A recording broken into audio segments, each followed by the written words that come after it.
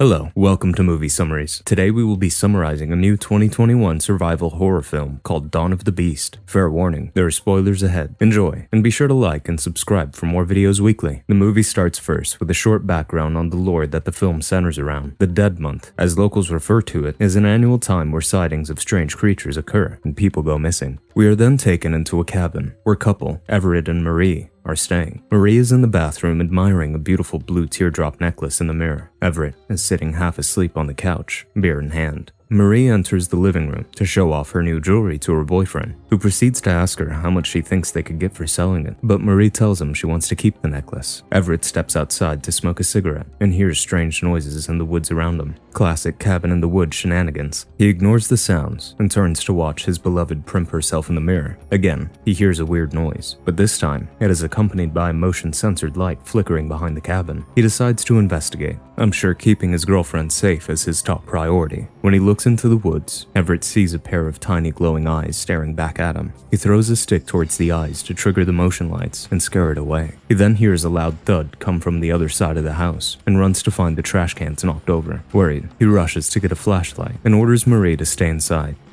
There it is. Classic protective horror movie boyfriend. Unfortunately, Marie is playing music a little too loud and she doesn't hear him. She goes to check the fridge for a beer, calling out to Everett, not realizing that he is outside dealing with the strange happenings. She steps outside to look for her boyfriend and sees the tiny glowing dots in the woods. She goes to get a closer look as Everett is off somewhere else still investigating. He stumbles upon a pile covered by a blue tarp and pulls it back to find wooden logs. Ooh, so spooky. His flashlight goes out. When he finally gets his flashlight back on, he is face to face with none other than Bigfoot himself. Bigfoot roars at Everett, but disappears just as quickly as he came. Everett rushes to Marie, who is staring into the woods. He grabs her and tells her that they need to leave immediately. Marie responds by telling him they found her and that it is inside of her, before being dragged away.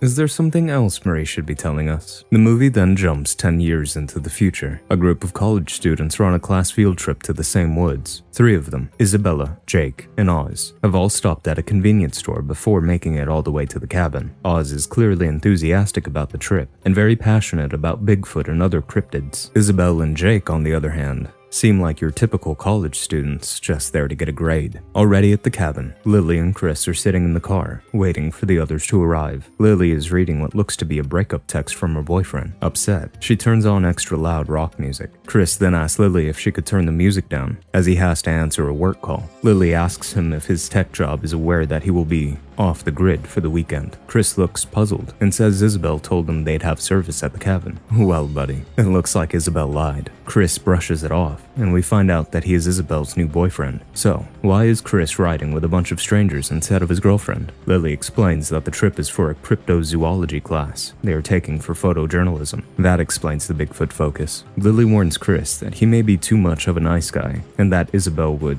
chew him up and spit him out. But Chris jokes that he is not chewed up yet. Oh, the irony in this conversation. Back at the convenience store, the group is asking about how slow it is, and the storekeeper says that it's the Dead Month. Then, the store owner appears from around the corner and informs the young people that the creature they're looking for is indeed out there, and gives them an ominous warning about an unspeakable evil living in the woods. One thing I've learned from horror movies is to always listen to the crazy old people trying to tell you things. Finally, everyone arrives at the cabin, and Chris is unpacking with Isabel. He goes to give her a kiss, but she turns him down because she has to go to the bathroom with a simple, "Sorry, babe." Ouch. A little cold. The group heads off into the woods with their professor, Dennis. They are tasked with exploring the territory to find any evidence that Bigfoot exists. Chris awkwardly tries to make conversation with Oz by telling a really bad joke. Oz is unamused and walks ahead to the rest of the group. Chris then spots a small bird and asks if anyone would like to stay and birdwatch with him. Isabel declines, telling him that they will all just circle back around, leaving Chris all alone. Oof. Do these people not know to always stick with the buddy system in these situations? The professor leads the group on telling them little facts about Sasquatch. Oz approaches Isabel and Jake and suggests that they take a turn off the beaten path to search for clues, because Bigfoot probably doesn't do trails. Fair point, but probably still a bad idea. Lily, off on her own, stumbles upon a strange man crouched over a disturbingly big footprint. As she approaches him, the stranger removes his hat, and it is revealed to be Everett, who is now sporting a nasty scar over his left eye.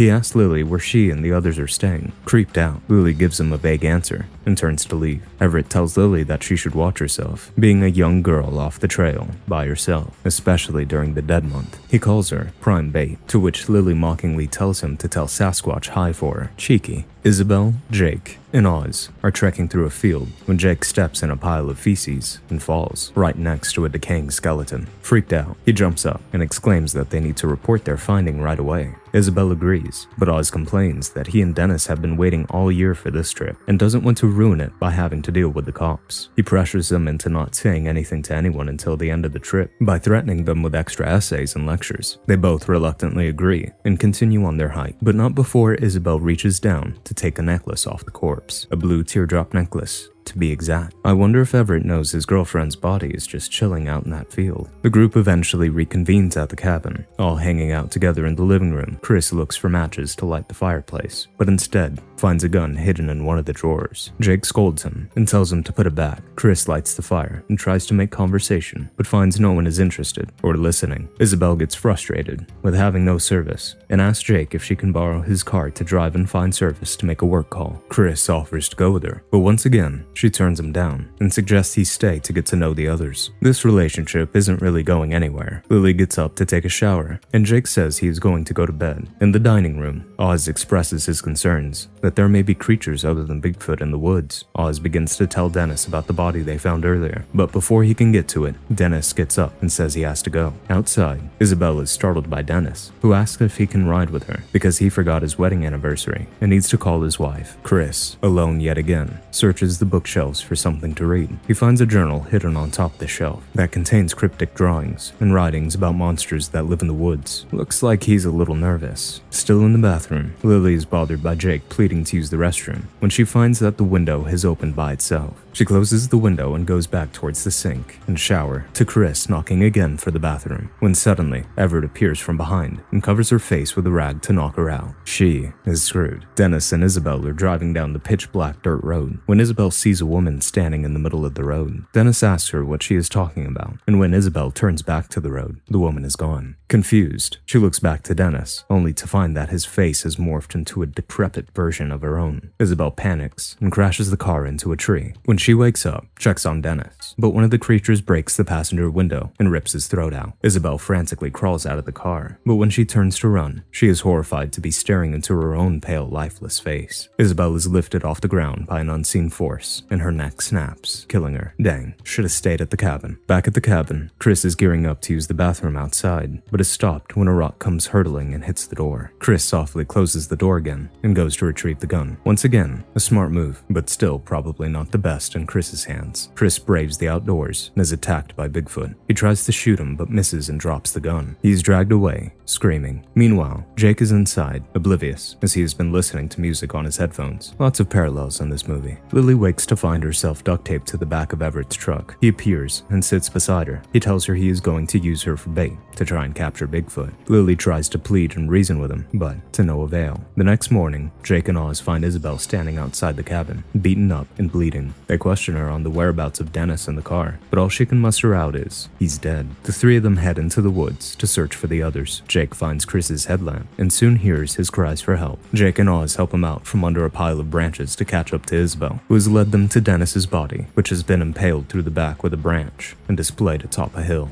Horrified, they all go back to the cabin. Oz blames himself for insisting they go on the trip, despite it being the dead month, and reveals that they have no other means of contacting the outside world. They decide their best option is to try to make it back to the convenience store, but that's 60 miles away, and they have no car. Oz states that Bigfoot was not trying to kill Chris, but instead trying to warn him about something. Isabel creepily says warning them of the spirit of the flesh. Chris suddenly remembers the journal he found and shares it with the group. It is revealed that the creature they have been encountering are Wendigos, cannibalistic beasts that feed on the selfish. Oz, who knows all too much about mythical cryptids, becomes upset, claiming he told Dennis about the possibility of Wendigo sightings in the area, but Dennis didn't listen. Isabel then turns and informs the others that it knows where they are, and they are coming. Out in a field somewhere else, Everett leads Lily to a tree. She tries to escape by punching him in the face and runs, but he catches her instantly. Good effort by her. Everett ties her to the tree and goes to hide in waiting for Bigfoot to show up. Lily sees the body of a previous woman Everett also used Chris's bait, and it sinks in what could happen to her. Back again at the cabin, Isabel is awoken by two familiar glowing eyes in the corner of her room. She turns on the light, and they disappear. So,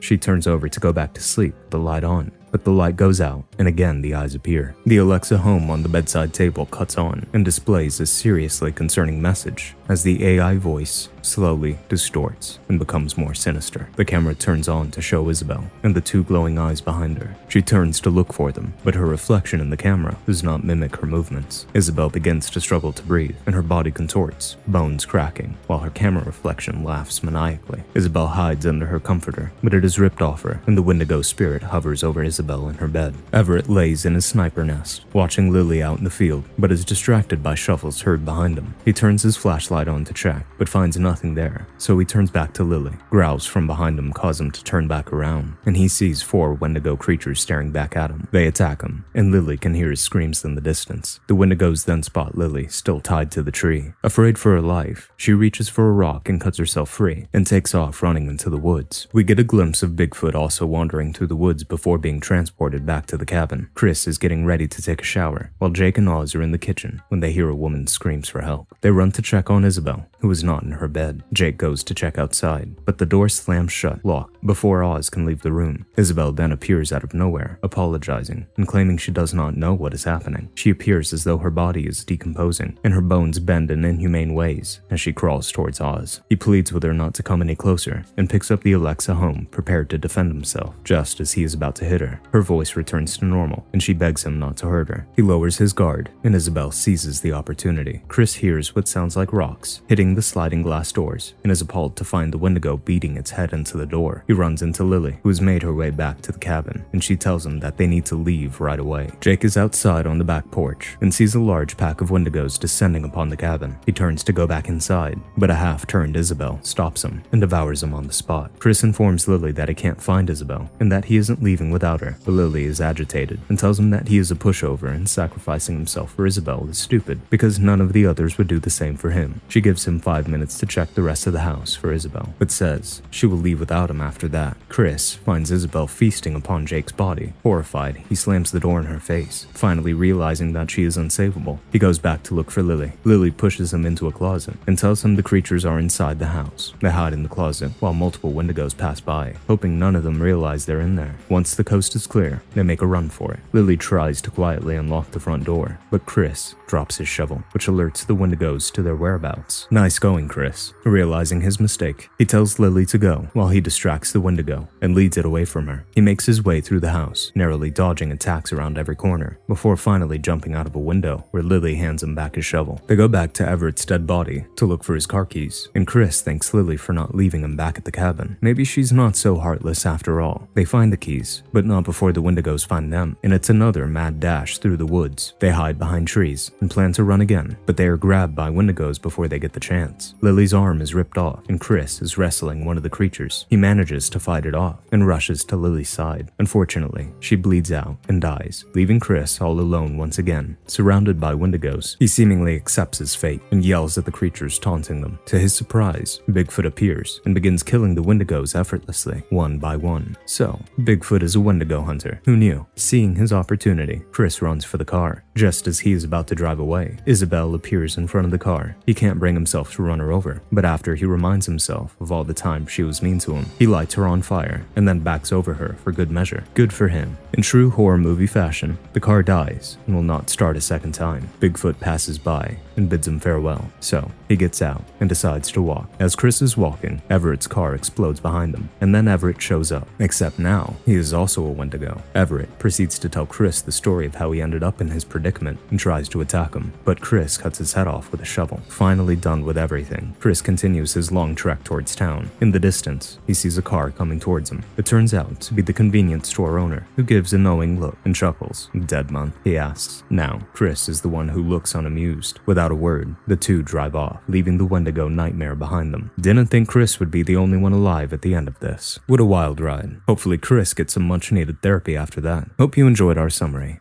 Make sure to like, subscribe, comment, and turn on notifications so you can watch more videos weekly. Thanks.